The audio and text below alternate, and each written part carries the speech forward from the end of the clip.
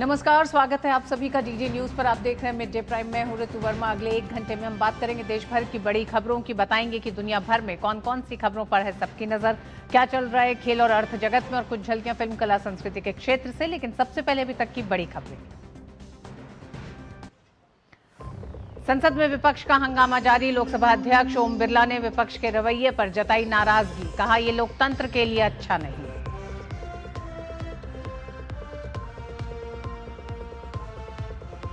संसदीय स्थायी समिति ने फेसबुक से प्रधानमंत्री नरेंद्र मोदी का वीडियो हटाए जाने के मामले में मेटा प्रमुख मार्क जुकरबर्ग से माफी मांगने को कहा। 3 दिन में माफी नहीं मांगने पर जुकरबर्ग को संरक्षण और छूट हो सकती है वापस। झारखंड में 12वें दिन भी जारी है छात्र आंदोलन। बारिश के बीच भी छात्र धरना स्थल पर डटे, विधानसभा घेराव की तैयारी। केंद्रीय मंत्री जेपी नड्डा ने असम के बाढ़ प्रभावित इलाकों का किया दौरा, हर संभव मदद का दिया भरोसा। केरल में बारिश के बीच बाढ़ और भूस्खलन से हालात गंभीर।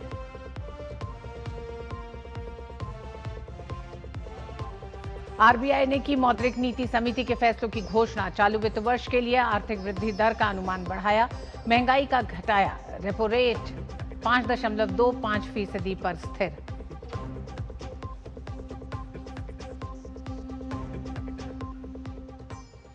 संसद के मॉनसून सत्र में विपक्ष का हंगामा थमने का नाम नहीं ले रहा है। बुधवार को भी लोकसभा में कांग्रेस, समाजवादी पार्टी समेत विपक्षी दलों के सदस्यों ने सदन की कार्रवाई शुरू होते ही नारेबाजी और पोस्टरबाजी शुरू कर दी। हालात ऐसे बने कि लोकसभा अध्यक्ष ओम बिरला को कार्रवाई शुरू होने के महज 2-3 मिनट के भीतर ही सदन की कार्रवाई दोपहर 2 बजे तक के लिए स्थगित करनी पड़ी। इसके साथ ही लगातार 13वें दिन प्रश्नकाल और शून्यकाल नहीं चल सके, जिससे जनता से जुड़े कई महत्वपूर्ण मुद्दों पर चर्चा का अवसर भी नहीं मिल सका। विपक्षी सदस्य अयोध्या के राम मंदिर में कथित चढ़ावे की चोरी और दिल्ली में प्रदर्शनकारी छात्रों पर पुलिस कार्रवाई के मुद्दे उठाते रहे। प्रश्नकाल शुरू होते ही विपक्ष के सांसद अपनी सीटों से उठकर आसन के समीप पहुंच गए और नारेबाजी करने लगे और पोस्टर प्रदर्शन करने लगे, जिससे सदन में लगातार व्यवधान बना रहा। इससे पहले लोकसभा अध्यक्ष ओम बिरला ने विपक्ष से बार-बार संयम बरतने की अपील करते हुए कहा कि प्रश्नकाल लोकतंत्र की सबसे महत्वपूर्ण संसदीय प्रक्रिया है, जिसमें सांसद अपने क्षेत्रों और देश हित से जुड़े मुद्दों पर सरकार से जवाब मांगते हैं। उन्होंने आश्वस्त किया कि प्रश्नकाल समाप्त होने के बाद विपक्ष के सभी मुद्दों पर चर्चा कराई जाएगी। इसके बावजूद विपक्ष का हंगामा नहीं थमा और लगातार शोर शराबे के कारण अध्यक्ष को सदन की कार्यवाही दोपहर 2 बजे तक के लिए स्थगित करनी पड़ी।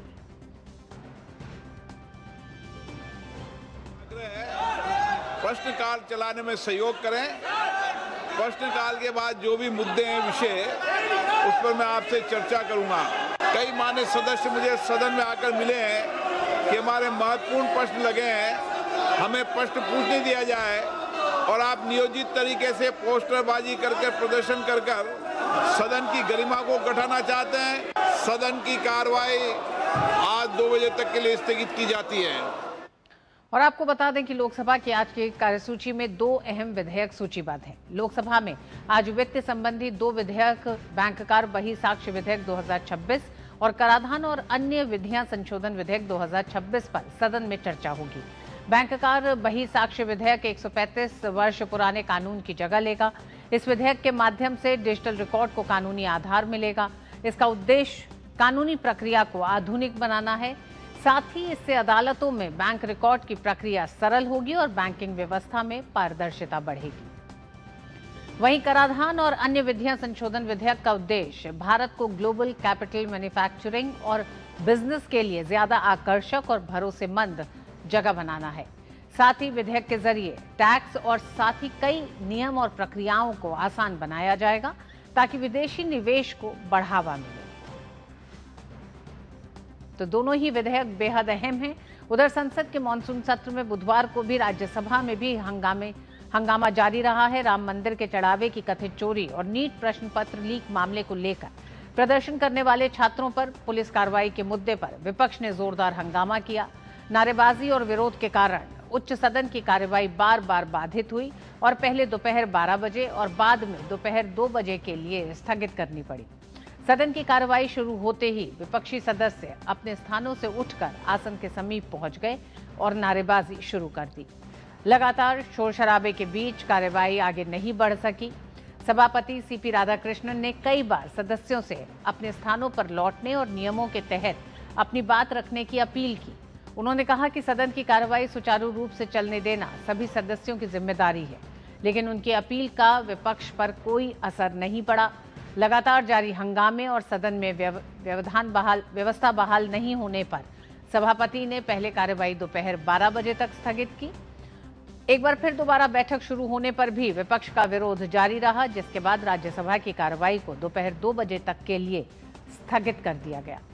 उच्च सदन में आज उच्चतम न्यायालय न्यायाधीश संख्या संशोधन विधेयक 2026 पर चर्चा होनी है। इस विधेयक को लोकसभा से पहले ही पारित किया जा चुका है। विधेयक को केंद्रीय मंत्री अर्जुन राम मेघवाल चर्चा के लिए रखेंगे। विधेयक उच्चतम न्यायालय न्यायाधीश संख्या अधिनियम 1956 में संशोधन किए जाने का प्रस्ताव करता है। विधेयक के माध्यम से सुप्रीम कोर्ट में जजों की संख्या 34 से बढ़कर 38 हो जाएगी। इस स्वीकृत संख्या में सीजीआई भी शामिल हैं। वर्तमान में सीजीआई के अलावा 33 जज हैं। विधेयक का उद्देश्य लंबित मामलों के बोझ को कम करने और मामलों की सुनवाई में तेजी लाना है। और संसद की आज की कार्रवाई के लिए ऋषि कुमार हमारे साथ जुड़ गए हैं। ऋषि, सबसे पहले तो यही कि लगातार गतिरोध आज भी जारी है। हालांकि दोनों ही सदनों में 11 बजे प्रश्नकाल शून्यकाल की शुरुआत हो, इसकी कोशिश की गई सभापति और अध्यक्ष के द्वारा, लेकिन संभव नहीं हो पाया। 2 बजे तक के लिए स्थगित है। ये भी बात हुई कि राहुल गांधी और किरेन रिजिजू के बीच एक मुलाकात हुई है। क्या इस मुलाकात में कुछ गतिरोध दूर होता दिखाई दे रहा है? देखिए ऋतु, जिस तरीके से अभी अगर आज की कार्रवाई को देखें तो सुबह से ही दोनों सदनों में गतिरोध देखने को मिला। हालांकि राज्यसभा में सभापति ने कोशिश की कि वहां पर शून्यकाल को चलाकर कुछ मुद्दों को आगे रखा जाए देश के सामने, और उस समय तमाम सदस्यों ने कुछ मुद्दों को रखा, लेकिन शोर शराबा और हंगामा जारी रहा। प्रश्नकाल भी चलाने की कोशिश हुई, जिसमें कि सड़क एवं राजमार्ग मंत्री नितिन गडकरी ने कई प्रश्नों के जवाब भी दिए, लेकिन गतिरोध जब बहुत ज़्यादा हो गया, चूँकि प्रश्नकाल में शोर शराबा की वजह से जो जवाब थे वो क्लियर नहीं हो पा रहे थे, इस वजह से सदन की कार्यवाही को राज्यसभा को 2 बजे तक के लिए स्थगित करना पड़ा। वही स्थिति वस्तुतः लोकसभा में भी रही और 2 बजे तक उसे भी स्थगित करना पड़ा, चूँकि हंगामा बहुत ज़्यादा था।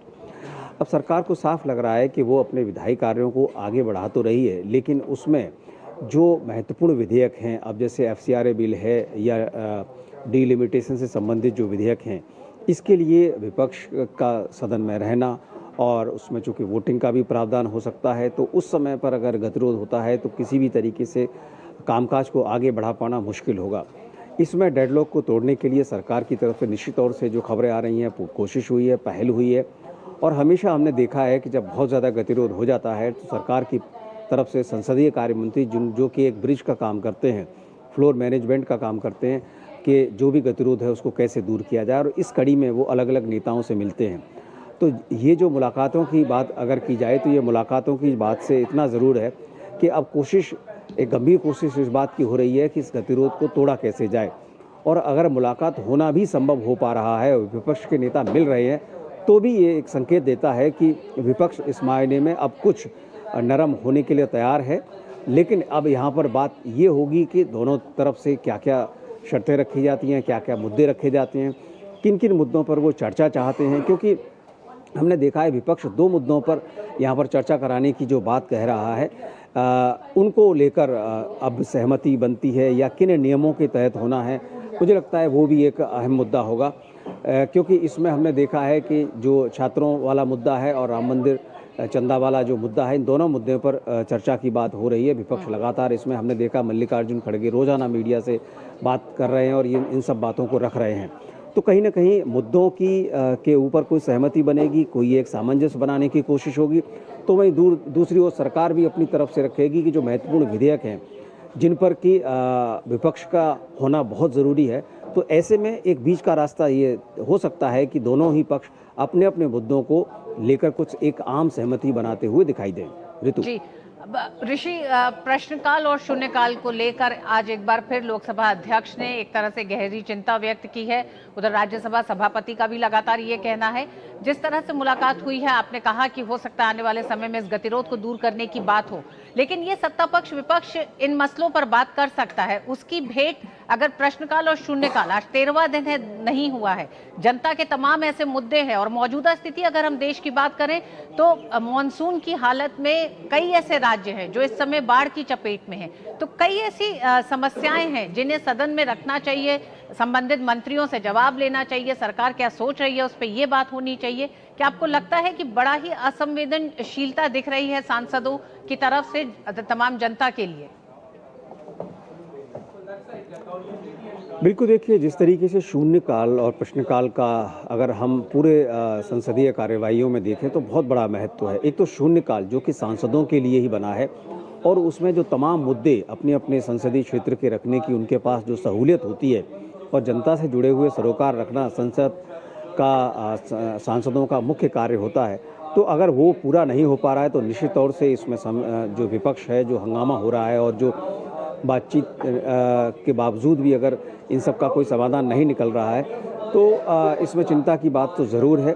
दूसरा जो प्रश्नकाल है, जैसे कि हम लगातार इस पर बात करते रहे ऋतु, प्रश्नकाल जो विपक्ष है और विपक्षी सांसदों को अधिकार देता है सरकार से सवाल पूछने का, और जब वो अपने उसी अधिकार का इस्तेमाल नहीं करना चाहता है तो सवाल ये है कि वो किन मुद्दों को फिर आगे रखना चाहता है। सरकार लगातार इन सब मुद्दों पर कहती रही है कि चर्चा करने के लिए भी वो तैयार है। अब ये जो आज की जो डेवलपमेंट है, ये मुझे लगता है कि आगे का कुछ न कुछ रास्ता ज़रूर तय करेगी, क्योंकि अब अगर इसी सप्ताह को देखें तो अब 2 ही दिन और बचे हैं और उसके बाद अगर हम देखें तो 13 तारीख तक का ये सत्र है, तो अगले सप्ताह भी सिर्फ 3 से 4 दिन का दिन है, वक्त है। तो ऐसे में अब अगर कोई समाधान नहीं निकला तो पूरा का पूरा जो सत्र है वो हंगामे की भेंट चढ़ता हुआ दिखाई दे रहा है। सरकार अगर कुछ विधेयकों पारित करा भी लेती है तो उससे जो संसद की जो गरिमा है, संसद का जो मूल काम है वो कहाँ पूरा होता हुआ दिखाई देता है। सरकार की पुरजोर कोशिश है कि चर्चा के माध्यम से विधेयक पारित हो, और जो शून्यकाल है, निश्चित तौर से शून्यकाल में मुद्दों को उठाना सांसदों का हक है और उनकी जिम्मेदारी भी है, और इस जिम्मेदारी को दोनों ही पक्षों को देखना होगा, खासतौर से विपक्ष को, चूंकि हंगामा बहुत ज्यादा उन्हीं की तरफ से हो रहा है। ऋषि, अंत में सरकार जहां एक तरफ गतिरोध को दूर करने की कोशिश कर रही है, वहीं सरकार के लिए 2 अहम विधेयक हैं, FCRA और डिलिमिटेशन। क्या लगता है कि आज की बातचीत के बाद गतिरोध दूर होता है तो बचे समय में ये 2 बिल आ सकते हैं सदन में? बिल्कुल, देखिए पिछले सप्ताह भी FCRA से संबंधित जब संसदीय कार्य मंत्री, अगर हम देखें शुक्रवार के दिन काफ़ी गतिरोध के बाद शाम को उन्होंने मीडिया से बातचीत में इस बात के संकेत दिए थे कि FCRA बिल को सरकार अगले सप्ताह लाने की कोशिश में है, और ये ऑफ द रिकॉर्ड उस तरीके की बातें उन्होंने रखी थी कि इसके लिए कोशिश की जाएगी। लेकिन अब यही कोशिश अगर आज हम बात करें तो आज 3 दिन हो चुके हैं और 2 विधेयक जो हैं आज एक बार फिर से उन्हें रखने हैं। अभी FCRA को सरकार ने इसी वजह से सूचीबद्ध नहीं कराया है क्योंकि इस पर सरकार चाहती है कि विपक्ष के साथ कोई न कोई बातचीत हो जाए, ताकि इस विधेयक को पारित करते समय, क्योंकि ये एक संवेदनशील विधेयक है और इस पर विपक्ष की भी तमाम रिजर्वेशंस रहे हैं, तो इसमें उनके साथ आम सहमति बने और इस पर सभी लोग चर्चा में भाग लें, ऐसा सरकार की पूरी मंशा है। और इसी वजह से ये जो प्रयास हैं, ये FCRA विधेयक की ओर आगे ले जाने वाले प्रयास ही देखे जा सकते हैं। ऋतु, बहुत बहुत धन्यवाद ऋषि पूरी जानकारी के लिए। और उधर भाजपा सांसद और संसद के संचार और सूचना प्रौद्योगिकी समिति के अध्यक्ष निशिकांत दुबे का कहना है कि प्रधानमंत्री के वीडियो डिलीट करने को लेकर मार्क जुकरबर्ग को माफी मांगनी चाहिए। साथ ही उन्होंने कहा है कि सोशल मीडिया पर अभद्र भाषा के पोस्ट को लेकर मेटा चीफ पर FIR करेंगे।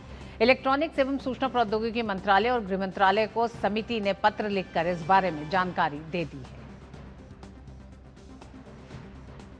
जो परसों बैठक ली थी, उस बैठक में हमारी कमेटी ने पत्र लिखा है मिनिस्ट्री ऑफ IT को और मिनिस्ट्री ऑफ होम अफेयर्स को कि प्रधानमंत्री जी का जो वीडियो उन्होंने डिलीट किया वो इंटरमीडिएट का काम नहीं है, वो पब्लिशर का काम है। और इस नाते जकरबर्ग को जो है 3 दिन के अंदर माफी मांगनी होगी। यदि माफी नहीं मांगेंगे तो ऊपर जो जितने भी सोशल मीडिया प्लेटफॉर्म हैं उनको जो सेफ हार्बर दिया हुआ है हमने, जिसका कि वो गलत फायदा उठाते हैं, सेफ हार्बर खत्म कर देंगे। अब जितने गाली गलौज, मार पीट, उल्टे सीधे चीजें सोशल मीडिया प्लेटफॉर्म पर आती हैं, जिस किसी के खिलाफ आती है, वो सभी मेटा चीफ के खिलाफ जो एफआईआर करेंगे, पूरे देश भर में एफआईआर की बाढ़ आ जाएगी और उसके बाद सभी सलाखों के पीछे होगा। लोकसभा सचिवालय ने इलेक्ट्रॉनिक्स और सूचना प्रौद्योगिकी मंत्रालय के सचिव एस कृष्णन को पत्र भेजा है, जिसमें 3 अगस्त की संसदीय स्थायी समिति की बैठक के दौरान उठाए गए मुद्दों का जिक्र किया गया है। समिति ने मेटा प्रमुख मार्क जुकरबर्ग से सार्वजनिक माफी की मांग दोहराई। दरअसल मामला प्रधानमंत्री नरेंद्र मोदी के छात्रों के नाम वीडियो संदेश को फेसबुक से हटाने से जुड़ा है। पत्र में यह भी कहा गया है कि माफी नहीं मिलने पर कार्रवाई होगी। ये कार्रवाई आईटी अधिनियम की धारा 793 के तहत मेटा का सेफ हार्बर वापस लेने की प्रक्रिया शुरू की जा सकती है। कंपनी को मिली कानूनी सुरक्षा समाप्त करने पर विचार भी हो सकता है। शैलेंद्र मिश्र हमारे साथ इस पूरी खबर पर जुड़ गए हैं। शैलेंद्र, सरकार सख्त है, संसदीय समिति ने बहुत सख्त संदेश दिया है, मार्क जुकरबर्ग को माफी मांगनी होगी जो हुआ है, लेकिन जब कानूनी संरक्षण भी हटाने की बात करते हैं तो क्या सिर्फ माफी से हट जाएगा या ये अब सिलसिला आगे बढ़ने जा रहा है? देखिए, 3 प्रमुख बातें हैं। जो संसदीय समिति ने जब नोटिस दिया था, उसमें मेटा के अधिकारियों और बाकी सोशल मीडिया प्लेटफॉर्म के अधिकारियों को बुलाया गया था। उसमें ये बात बहुत स्पष्ट तौर पर पूछी गई थी कि आईटी के जो भारत के नियम हैं, आईटी नियम 2000 जिसमें बाद में बदलाव किया गया, उनका आप किस तरह से पालन करते हैं, और जो बच्चों को लेकर जो खराब कंटेंट सोशल मीडिया प्लेटफॉर्म पर डाला जाता है या फिर महिलाओं के खिलाफ जो कंटेंट पोस्ट किया जाता है, उसको हटाने के लिए आप क्या करते हैं और क्या का मैकेनिज्म है, उस पर जवाब मांगा गया। और इस बीच हम जानते हैं कि प्रधानमंत्री नरेंद्र मोदी का इंस्टा पर जो वीडियो था, छात्रों को जो संदेश, वो मेटा से हट गया था, फेसबुक से, और 5 घंटे तक हटा रहा। तो ये मुद्दा भी उठा कि आप किस तरह की तकनीक का इस्तेमाल करते हैं, या आपका पूरा मैकेनिज्म कैसा है कि प्रधानमंत्री नरेंद्र मोदी का वीडियो आप डिलीट कर देते हैं, 5-5 घंटे वो वीडियो डिलीट रहता है। तो फिर आप बताएं, मेटा की तरफ से कहा गया कि ये तकनीकी गलती है, वो माफ़ी मांगने को तैयार है। तो समिति में कहा गया कि माफ़ी से सिर्फ काम आपका नहीं चलेगा, इस पे जो मेटा के जो ग्लोबल हेड है, यानी जो मुखिया मार्क जुकरबर्ग, उनको आधिकारिक तौर पर माफ़ी मांगनी होगी। और इसके साथ साथ जो 2 अहम मुद्दे हैं, छात्र जो बच्चों के मामले में और महिलाओं के मामले में जो कंटेंट पोस्ट होता है आपत्तिजनक या अश्लील कंटेंट, उनको हटाने का आपकी पूरी प्रक्रिया क्या है बताइए। चूंकि इंटरमीडिएट के तौर पर एक सेफ हार्बर मिला होता है इन सोशल मीडिया कंपनियों को कि यानी इनके प्लेटफॉर्म पर अगर कुछ पोस्ट होता है तो जो व्यक्ति पोस्ट करता है उस पर एफआईआर होती है, ना कि इन प्लेटफॉर्म पर। तो लेकिन अगर इन्हें हटा लिया जाता है इस सेफ हार्बर को, तो फिर इन कंपनियों के भारत के प्रमुख पर सीधे एफआईआर हो जाएगी।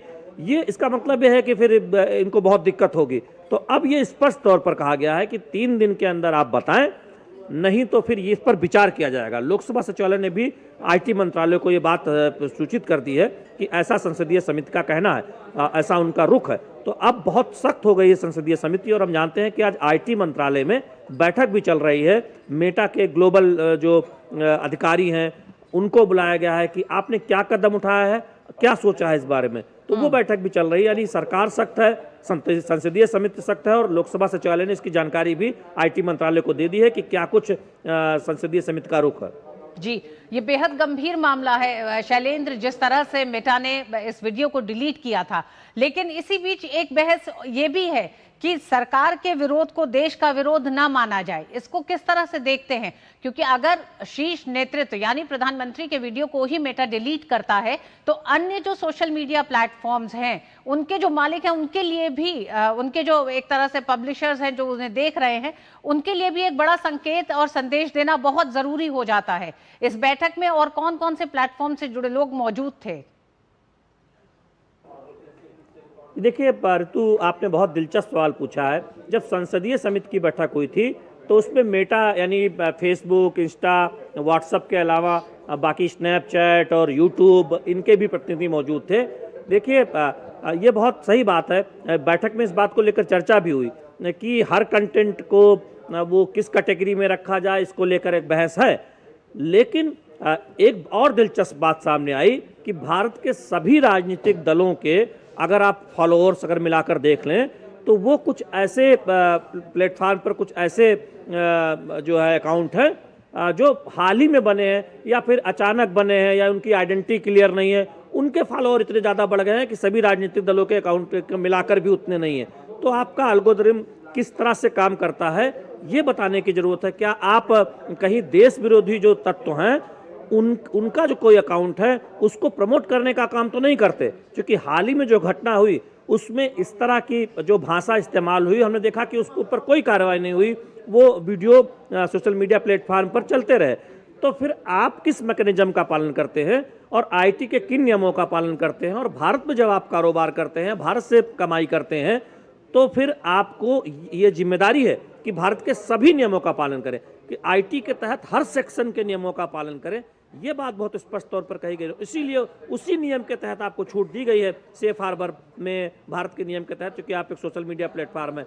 फिर आप उन नियमों का पालन अगर पूरी तरह से नहीं करेंगे तो फिर आपको ये छूट दी क्यों जाए? ये बात उस दिन संसदीय समिति के कई सदस्यों ने कही थी। और जो अश्लील कंटेंट के मामले में, बच्चों के मामले में और महिलाओं के खिलाफ जो कंटेंट था, उस मामले में पूरी सहमति थी समिति के सभी सदस्य, चाहे वो किसी भी दल के हों, सत्ता पक्ष के हों या विरोधी के हों। उन्हें बहुत स्पष्ट तौर पर कहा था कि इस पर सोशल मीडिया कंपनियों को बेहतर तरीके से बताना होगा, काम करना होगा, क्योंकि ये बहुत आपत्तिजनक है, क्योंकि उनका जो मैकेनिज्म है वो सही तरीके से काम नहीं कर रहा। जी शैलेंद्र, संसदीय समिति ने जो पत्र भेजा है आईटी मंत्रालय को, उसमें क्या कोई समय सीमा भी दी है? क्योंकि जब मेटा के ग्लोबल चीफ से माफी की बात की गई है, अगर ये नहीं होता, क्योंकि निशिकांत दुबे बहुत साफ कह रहे हैं कि फिर कानूनी कार्रवाई या कानूनी सुरक्षा जो दी गई है वो वापस ली जाएगी, तो उसकी क्या प्रक्रिया होगी, किस तरह की चेतावनी है, क्या कोई डेडलाइन है? देखिए, संसदीय समिति ने ये बात स्पष्ट तौर पर कह दी है कि 3 दिन का समय दिया गया है। यानी पत्र जब आज लिखा गया उसके बाद 3 दिन का समय दिया गया है। समिति के अंदर जब बैठक हुई थी तभी यह बता दिया गया था कि मार्क जुकरबर्ग को माफी मांगनी होगी। अब औपचारिक तौर पर पत्र लिख दिया गया है जिसमें 3 दिन का समय दिया गया है, और इसीलिए लोकसभा सचिवालय ने ये जानकारी आईटी मंत्रालय को एक पत्र के जरिए दी है कि संसदीय समिति का क्या रुख है और क्या कुछ उल्लंघन एक तरह से देखें तो ये सोशल मीडिया कंपनी करती है। और प्रधानमंत्री नरेंद्र मोदी का जो वीडियो जिस तरह से हटाया गया फेसबुक पर, उसको लेकर एक आपत्ति जो जताई गई संसदीय समिति की तरफ से, सदस्यों की तरफ से, उसकी भी औपचारिक जानकारी दी गई है। तो 3 दिन का समय इन मेटा के अधिकारियों को, ग्लोबल अधिकारियों को दिया गया है कि वो सरकार को जवाब दे, आईटी मंत्रालय को जवाब दें, संसदीय समिति को बताएं, नहीं तो उनके खिलाफ कार्रवाई करने के लिए लिखा जा सकता है गृह मंत्रालय और आईटी मंत्रालय को कि इनको जो सेफ हार्बर है, यानी इनको जो एक इम्यूनिटी मिली हुई है, उसे खत्म कर दिया जाएगा। फिर भारत में उनके लिए कारोबार करना एक तरह से कहें कि मुश्किल ही नहीं, बहुत ही कठिन हो जाएगा, क्योंकि किसी भी अधिकारी पर, इनके सोशल मीडिया कंपनी पर मुकदमा दर्ज हो सकता है अगर कोई भी पोस्ट कोई दूसरा करता, चूंकि उस प्लेटफॉर्म प्रोवाइड कर रहे हैं। अभी उनको उससे एक कम्युनिटी मिली हुई है, सेफ हार्बर मिला हुआ। बिल्कुल शैलेंद्र, बहुत बहुत धन्यवाद पूरी जानकारी के लिए। मेटा की मुसीबतें बढ़ सकती हैं। मेटा ने जिस तरह से प्रधानमंत्री नरेंद्र मोदी का वीडियो डिलीट कराया, उसके बाद मेटा के लिए मुसीबतें बढ़ गई हैं। वक्त एक छोटे से ब्रेक का है। ब्रेक के बाद होगी झारखंड में लगातार छात्रों का आंदोलन जारी है, उससे जुड़ी खबर पर लेंगे अपडेट।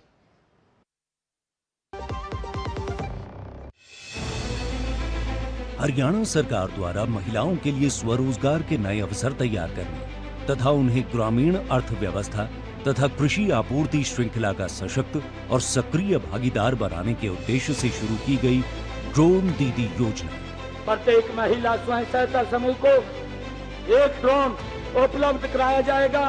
इससे महिलाएं ड्रोन पायलट बन करके कृषि क्षेत्र में किसानों की सहायता कर सकेंगी और स्वयं रोजगार के नए अवसर वो कर सकेंगी। प्रधानमंत्री श्री नरेंद्र मोदी जी के प्रेरणादायी मार्गदर्शन और मुख्यमंत्री श्री नायब सिंह सैनी के गतिशील नेतृत्व में इस पहल के तहत स्वयं सहायता समूहों की महिलाओं को ड्रोन संचालन, तकनीकी जानकारी तथा drone remote pilot certificate RPC के लिए 1 सप्ताह का प्रशिक्षण प्रदान किया जाएगा।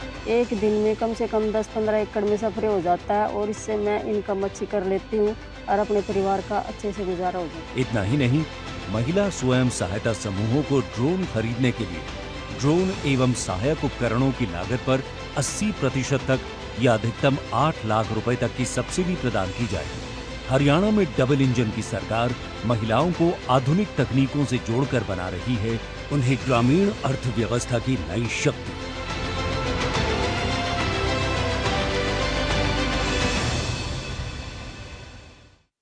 जरा सोच के देखिए, आपके पास कुछ ऐसा है जो आपकी दुनिया बदल सकता है। जानते हैं क्या?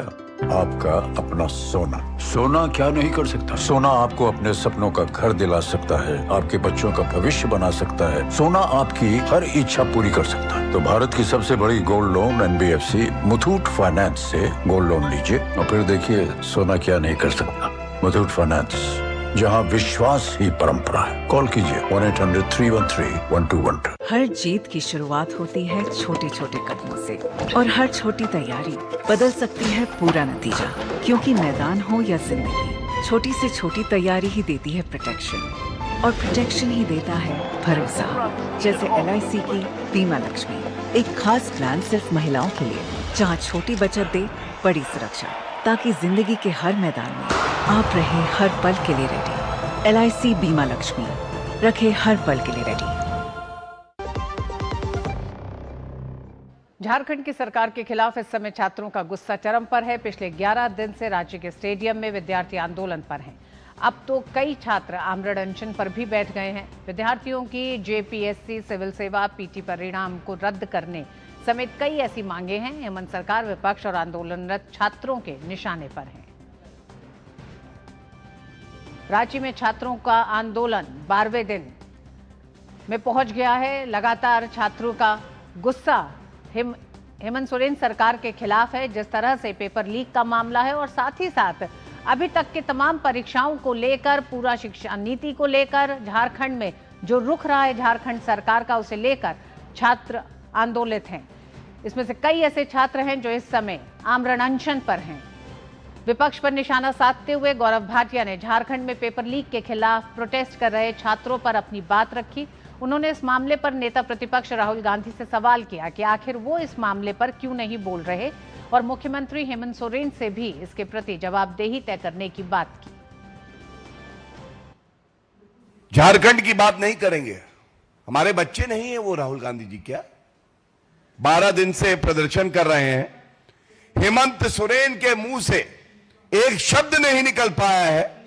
वहां पे भारतीय जनता पार्टी विपक्ष में है और अपनी जिम्मेदारी का निर्वहन कर रही है। कह रही है CBI जांच होनी चाहिए।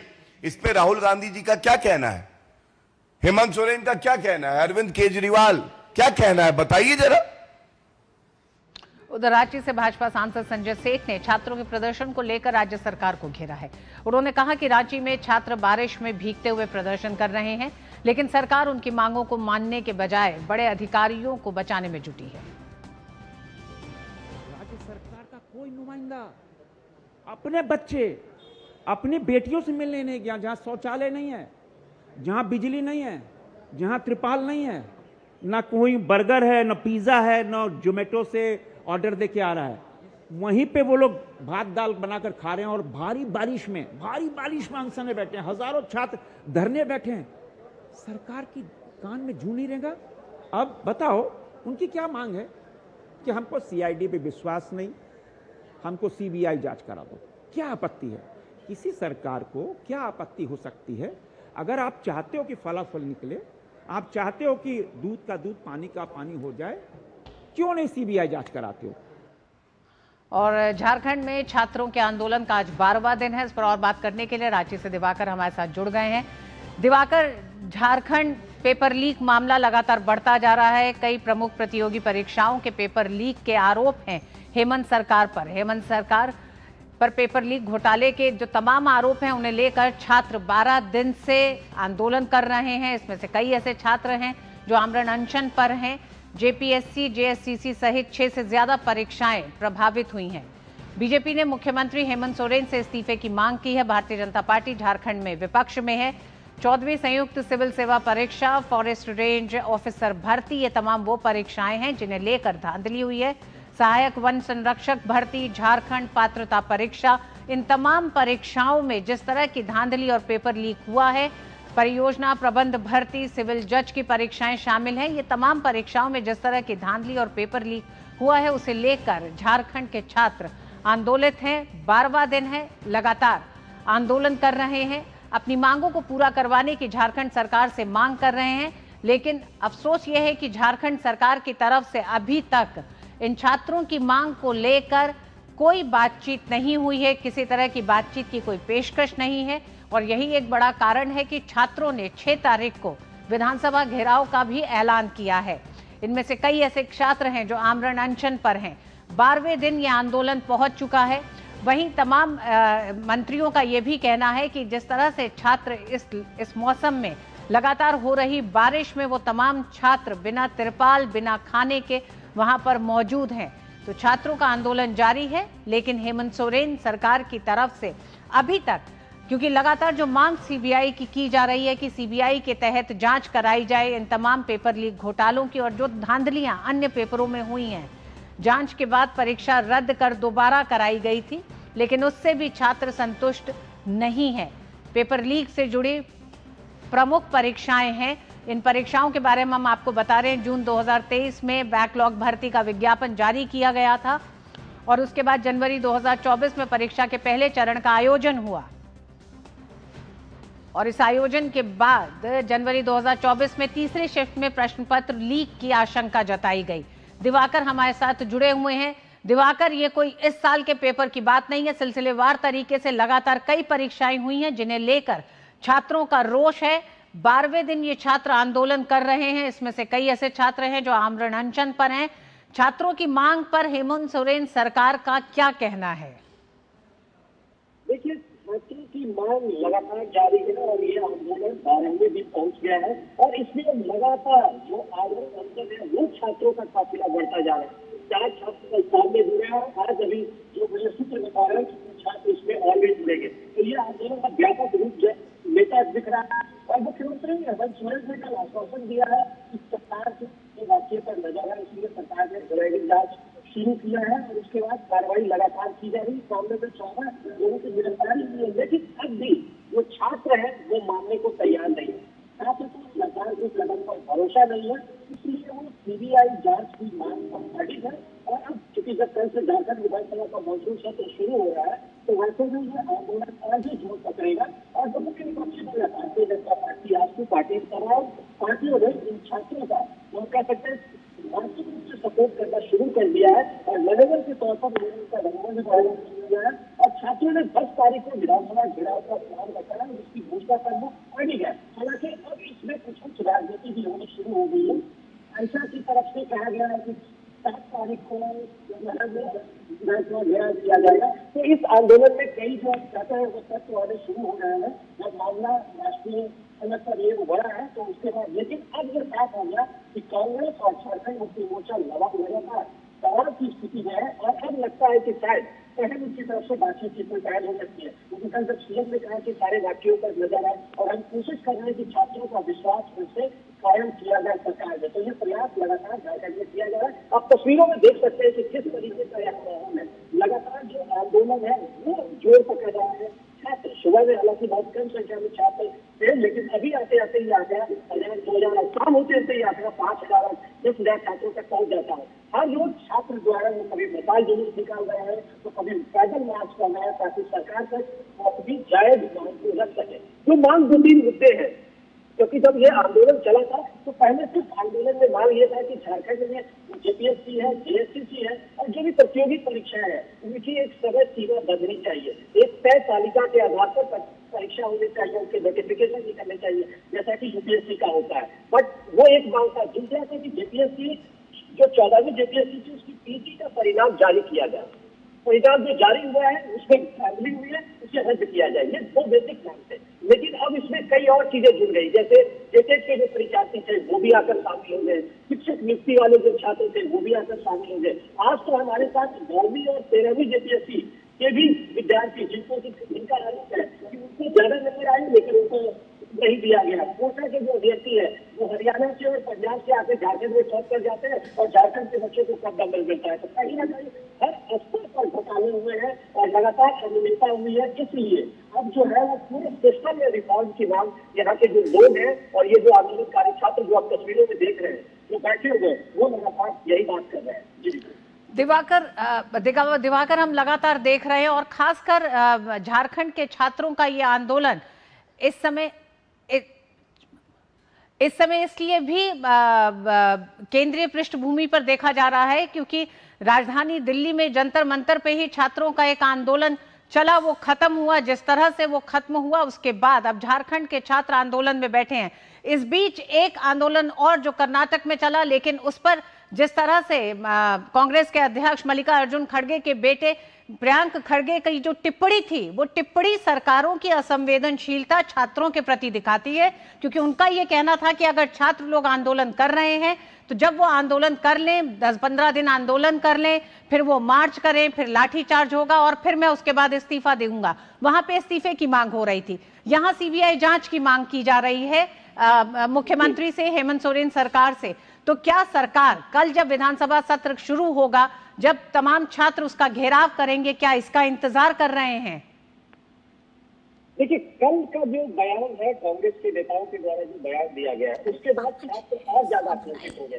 पहले तो ये लोग बात कर रहे थे कि ठीक है, राहुल गांधी ने दिल्ली में जब जंतर मंतर हुआ तो प्रधानमंत्री का घेराव करने चले गए आवाज का, क्योंकि यहाँ तो वो सरकार में अगर वो आके सीएम का घर का घेराव करते तो जल्दी से मेरी बात सुनी जाती, शायद उनको ये पहल करनी चाहिए। लेकिन कल के बयान के बाद छात्र आंदोलित हो गए और वो कहते हैं कि राहुल गांधी की जरूरत नहीं है, वैसे नेताओं की, वैसे पार्टी के नेताओं के आने की जरूरत नहीं है, वो इस तरह से संवेदनशील होकर बात करें। तो ये लगातार छात्रों में इसी वजह से भी पहले लोग चाह रहे थे, जब छात्र नेताओं से बात हो रही थी तो वो साफ तौर पर ये आंदोलन है और जिस तरीके से पोजीशन दिखाया कि उन्होंने आकर मार्च किया, छात्रों को समर्थन दिया, मुझे भी समर्थन देना चाहिए, लेकिन अब ये छात्र नहीं चाहते जिनको समर्थन मिले। जो बयान आया उसके बाद छात्र थोड़े और भी आक्रोशित हो गए। और मीडिया का ये असर होता है और सोशल मीडिया का ये असर है कि छात्रों तक बातें पहुंचती है और उसके बाद छात्र इस तरह का अपना कह सकते हैं परसेप्शन भी बनाना शुरू करते हैं।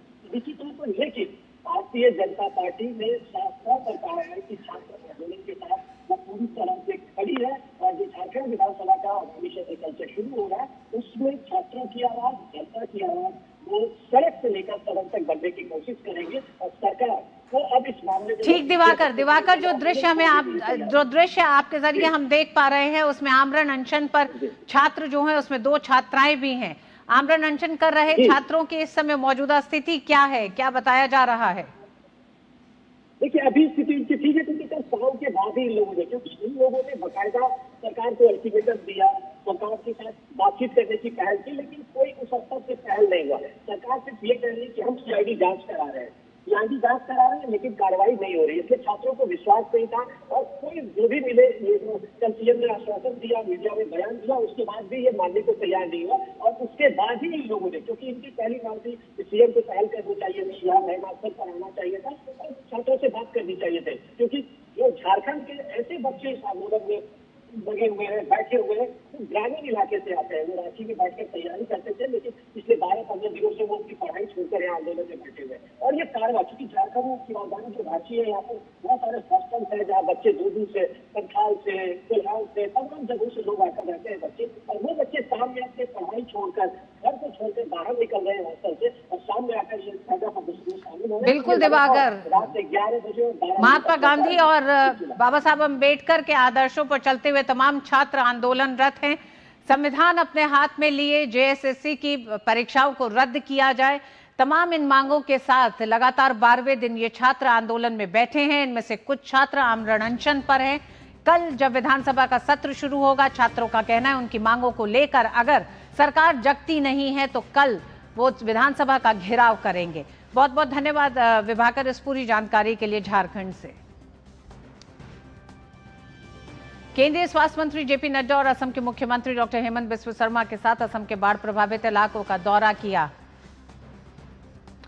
आइए सीधे आपको लिए चलते हैं लखनऊ, जहां उत्तर प्रदेश के मुख्यमंत्री योगी आदित्यनाथ प्रेस को संबोधित कर रहे हैं। धनराशि की व्यवस्था भी थी, नई योजनाओं को घोषित करने के लिए चर्चा विधानसभा में हो सके, इसके लिए उन कार्यक्रमों के साथ हम लोग आए थे। लेकिन समाजवादी पार्टी के नकारात्मक रवैये के कारण युवाओं के मुद्दे पर, अन्नदाता किसानों के मुद्दे पर, महिलाओं के स्वावलंबन के मुद्दे पर या गरीबों के लिए बनने वाली वेलफेयर की अन्य स्कीमों के मुद्दे पर सदन में समाजवादी पार्टी ने कोई चर्चा नहीं होने दी। इनका ये आचरण असंवैधानिक भी है, युवा विरोधी है, किसान विरोधी है, महिला विरोधी है और गरीब विरोधी भी है। 59,000 करोड़ रुपए से अधिक का अनुपूरक बजट इन नई मांगों के साथ साथ प्रदेश के इंफ्रास्ट्रक्चर की स्ट्रेंथनिंग के लिए, एक्सप्रेस वे के नेटवर्क को और बेहतर बनाने के लिए जो माननीय जनप्रतिनिधियों ने डिमांड की थी, उसके लिए भी धनराशि का प्रावधान किया है। हमने प्रदेश के अंदर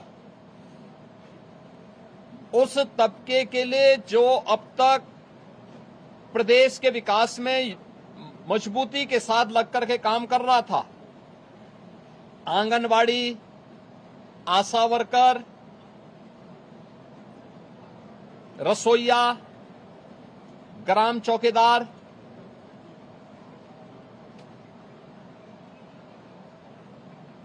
आपके कोटेदार, इन सब के साथ साथ उस हरेक तबके को छूने का प्रयास किया था जिनके मानदेय बढ़ने हैं।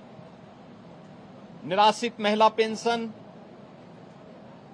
वृद्धावस्था पेंशन, दिव्यांगजन पेंशन में भी वृद्धि हो, चर्चा हो, जो लोग अब तक इन योजनाओं से जुड़ नहीं पाए थे उन लोगों को जोड़ने का प्रावधान हो, इन सब पे सदन में चर्चा हो।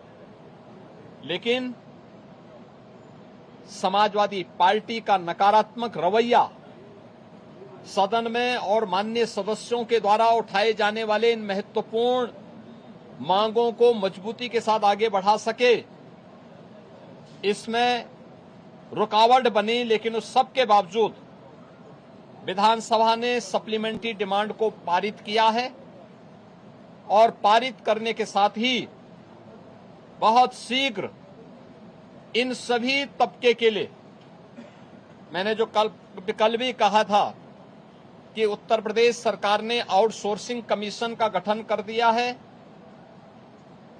एक न्यूनतम मानदेय हर एक आउटसोर्सिंग कर्मी को प्राप्त हो और उसको हर प्रकार की सामाजिक सुरक्षा की गारंटी भी प्राप्त हो, उसको हम अगले बहुत शीघ्र उसको आगे बढ़ाने जा रहे हैं। उसके लिए धनराशि की व्यवस्था हमने बजट में कर दी है।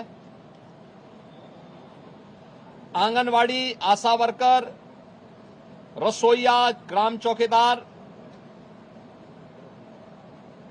या कोठेदार, इन सब के इंसेंटिव और इनके मानदेय को बढ़ाने के लिए भी धनराशि की व्यवस्था हम लोगों ने बजट में की हुई है और उसको भी हम अब विधानसभा से बजट पारित होने के उपरांत विधान परिषद में पारित होगा। विधान परिषद से पारित होने के उपरांत फिर इस बजट को हम लोग अलग अलग कार्यक्रमों के माध्यम से उस तबके तक पहुंचाने का काम भी करेंगे। समाजवादी पार्टी का यह चरित्र इस तबके को अपमानित करने वाला है, जो अल्प मानदेय प्राप्त करने के बावजूद प्रदेश के विकास के लिए और 25 करोड़ जनता जनार्दन की सेवा के लिए पूरी प्रतिबद्धता के साथ कार्य कर रहे हैं। इससे पहले भी इन्होंने शिक्षा मित्रों के भविष्य के साथ खिलवाड़ किया था। हमारी सरकार ने शिक्षा मित्रों के मानदेय को 10,000 से बढ़ा करके 18,000 किया है। तो उत्तर प्रदेश के मुख्यमंत्री योगी आदित्यनाथ उत्तर प्रदेश विधानसभा सत्र के भीतर, सदन के भीतर समाजवादी पार्टी के रवैये को नकारात्मक बताया। उन्होंने कहा कि समाजवादी पार्टी महिला, किसान, युवा और छात्र विरोधी है, क्योंकि इस सत्र के दौरान सदन के भीतर तमाम उन परियोजनाओं पर बजट आवंटन को लेकर चर्चा होनी थी जो इंफ्रास्ट्रक्चर, शिक्षा, स्वास्थ्य, सुरक्षा से जुड़े तमाम ऐसे मसले थे जिनको लेकर चर्चा होनी थी। लेकिन समाजवादी पार्टी नहीं चाहती है कि राज्य का विकास हो और यही कारण है कि योगी आदित्यनाथ का कहना था कि समाजवादी पार्टी का लगातार रवैया नकारात्मक है, वो महिला विरोधी, छात्र विरोधी है।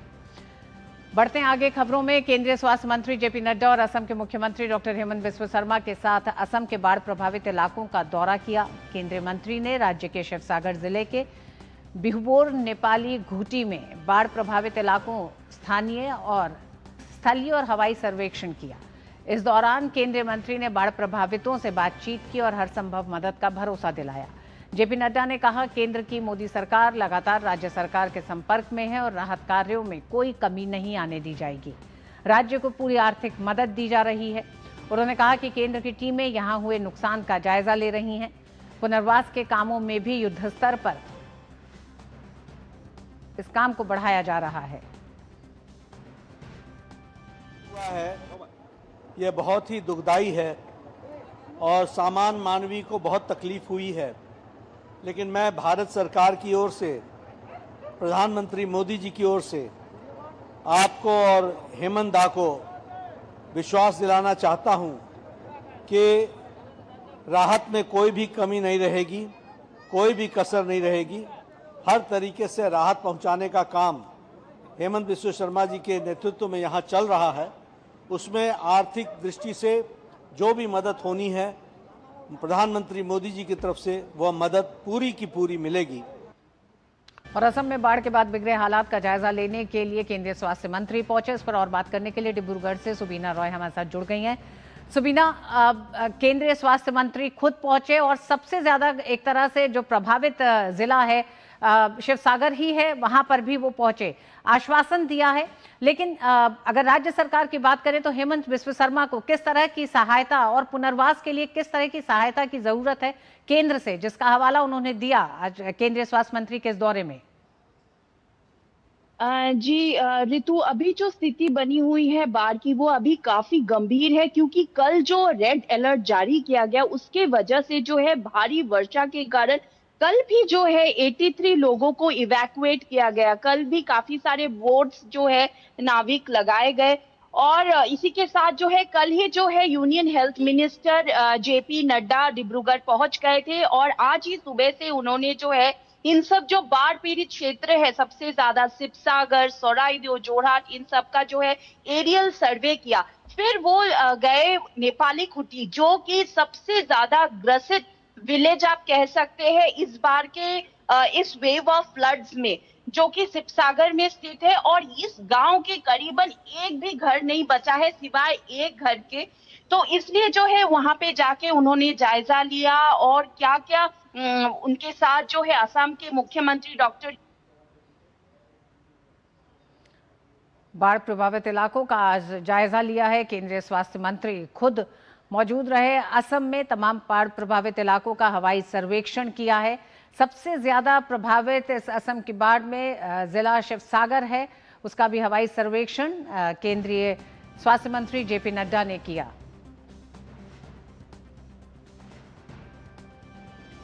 केरल में भीषण बाढ़ से तकरीबन 7 जिले ऐसे हैं जो बुरी तरह प्रभावित हैं, लाखों की संख्या में वहां पर लोग इस समय प्रभावित हैं। कई ऐसे पुनर्वास काम की शुरुआत की जा चुकी है। रेस्क्यू और रिहैबिलिटेशन के लिए हेमंत सरकार ने केंद्र से भी एक तरह से सहायता मांगी है और उसी के तहत आज केंद्रीय स्वास्थ्य मंत्री का असम का दौरा था। और अब हम आपको बता रहे हैं केरलम में लगातार हो रही मूसलाधार बारिश के बीच बाढ़ और भूस्खलन से हालात कई जिलों में गंभीर बने हुए हैं। अब तक 20 लोगों की मौत हो चुकी है, जबकि 5 लोग अभी भी लापता हैं। फिलहाल 18,000 लोग राहत शिविरों में रह रहे हैं। 1 से 4 अगस्त के बीच राज्य में 205.8 मिलीमीटर बारिश दर्ज की गई, जबकि इस अवधि में सामान्य बारिश 73.2 मिलीमीटर होती है। यानी सिर्फ 4 दिनों में राज्य में सामान्य से 181% अधिक बारिश हुई है। सबसे ज्यादा बारिश पत्तनमतिट्टा में दर्ज की गई, जहां सामान्य से 454% अधिक वर्षा हुई है।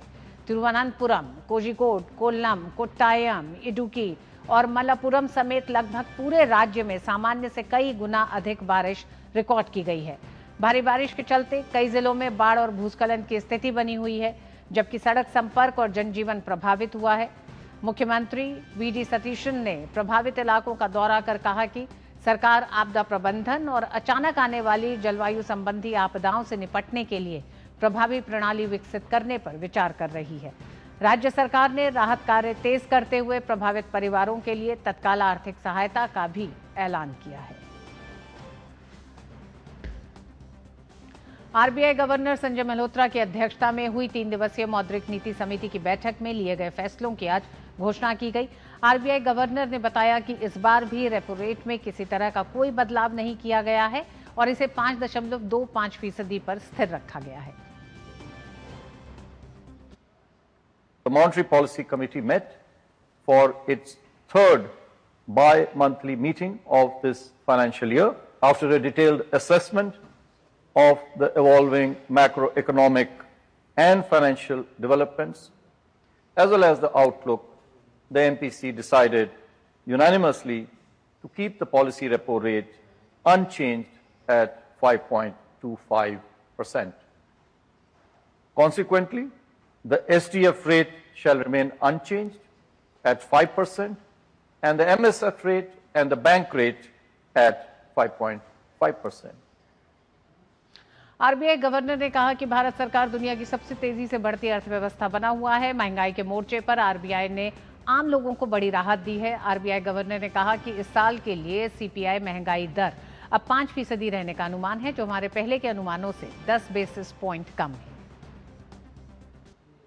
Growth continues to be supported by the resilient domestic demand, sustained expansion in manufacturing and services activity, and robust exports. It reaffirms India's position as the world's fastest growing major economy. To sum up, the MPC noted that even though headline inflation is projected to increase, it is primarily on account of supply side pressures caused by food and fuel. It is not getting broad-based. Core inflation continues to remain moderate, and it is expected to decline after peaking in Q3. Bharat Tibet चीन सीमा व्यापार के तहत भारतीय व्यापारियों का पहला दल चीन से व्यापारिक वस्तुएं लेकर सुरक्षित वापस लौट आया है। लगभग 5 साल के लंबे अंतराल के बाद 1 अगस्त से दोनों देशों के बीच व्यापार शुरू हुआ है। इस दिन जो 16 भारतीय व्यापारी चीन गए थे, वो बीते रविवार शिपकीला के रास्ते वापस भारत पहुंचे, जहां भारत तिब्बत सीमा पुलिस और अन्य केंद्रीय सुरक्षा एजेंसियों ने कड़ी निगरानी के बीच उनके सामान की जांच की गई।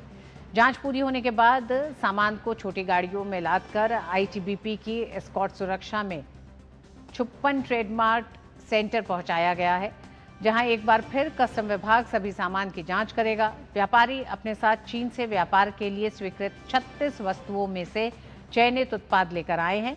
इनमें मुख्य रूप से जैकेट, जूते, थर्मस, कंबल, घड़ियां और क्रॉकरी का सामान शामिल है। इस सीमा व्यापार की सबसे खास बात यह है कि ये पूरी तरह वस्तु विनिमय यानी बार्टर सिस्टम के आधार पर होता है। इसमें दोनों देशों की मुद्रा का उपयोग नहीं किया जाता, बल्कि वस्तु के बदले वस्तु का आदान प्रदान किया जाता है। ये व्यवस्था सदियों पुरानी परंपरा का हिस्सा है और आज भी उसी स्वरूप में जारी है। और शिपकीला से चीन सीमा व्यापार जो सामान लेकर लौटा है पहला भारतीय व्यापारी दल, उसमें 16 व्यापारियों की सुरक्षित वापसी हुई है। तन्वी शर्मा कोरिया ओपन के दूसरे दौर में पहुंच गई हैं। तन्वी शर्मा ने क्वालिफायर के खिलाफ जीत के साथ अपने अभियान की शुरुआत की। उन्होंने पहले दौर का मैच 21-16, 21-15 से जीता। 17 वर्षीय तन्वी हाल ही में ताइपे ओपन जीतकर सुर्खियों में आई थी। Japan open champion PV Sindhu को आगामी BWF विश्व बैडमिंटन चैंपियनशिप में 9वीं वरीयता दी गई है, जबकि 2022 एशियाई खेलों के स्वर्ण पदक विजेता पुरुष युगल जोड़ी सात्विक साईराज रंकीरेड्डी और चिराग शेट्टी को 5वीं वरीयता मिली है। ये प्रतियोगिता 17 से 23 अगस्त 2026 तक नई दिल्ली के इंदिरा गांधी इंडोर स्टेडियम में आयोजित होगी। सिंधु और सात्विक चिराग के अलावा पूर्व विश्व चैंपियनशिप कांस्य पदक विजेता लक्ष्य सेन को पुरुष एकल में 14वीं वरीयता मिली है, जबकि मिश्रित युगल में ध्रुव कपिला और तनिषा क्रॉस्टो की जोड़ी को 15वीं वरीयता दी गई है। हाल ही में ताइपे ओपन में अपना पहला BWF वर्ल्ड टूर खिताब जीतने के बाद 17 वर्षीय भारतीय शटलर तन्वी शर्मा ने करियर की सर्वश्रेष्ठ विश्व रैंकिंग हासिल की है। वह अब विश्व रैंकिंग में 30वें स्थान पर पहुंच गई हैं। प्रतिष्ठित विश्व चैंपियनशिप के लिए खिलाड़ियों का चयन 28 अप्रैल 2026 की विश्व रैंकिंग के आधार पर किया गया था, जबकि वरीयता 28 जुलाई 2026 की विश्व रैंकिंग के अनुसार तय की गई है। मोहन बागान सुपर जॉइंट के ड्यूरेंट कप के ग्रुप ए मुकाबले में साउथ यूनाइटेड फुटबॉल क्लब को 8-0 से करारी शिकस्त दी। मोहन बागान के लिए मनवीर सिंह ने शानदार हैट्रिक लगाई। ये मोहन बागान की लगातार दूसरी जीत है। टर्किश क्लब ट्रेब्जोनस्पोर मोहम्मद सालाह को साइन करने की कोशिश में जुटा है। सालाह ने पिछले सीजन के अंत में लिवरपूल छोड़ दिया था। ब्लैक सी स्टार्मर के नाम से मशहूर ट्रेब्जोनस्पोर ने 7 लीग खिताब जीते हैं। मौजूदा चैंपियन कार्लोस अल्कराज ने सिंसिनाटी ओपन से नाम वापस ले लिया है। अल्कराज की कलाई में चोट लगी है। पिछले साल अल्कराज ने यानिक सिनर के खिलाफ फाइनल में खिताब जीता था।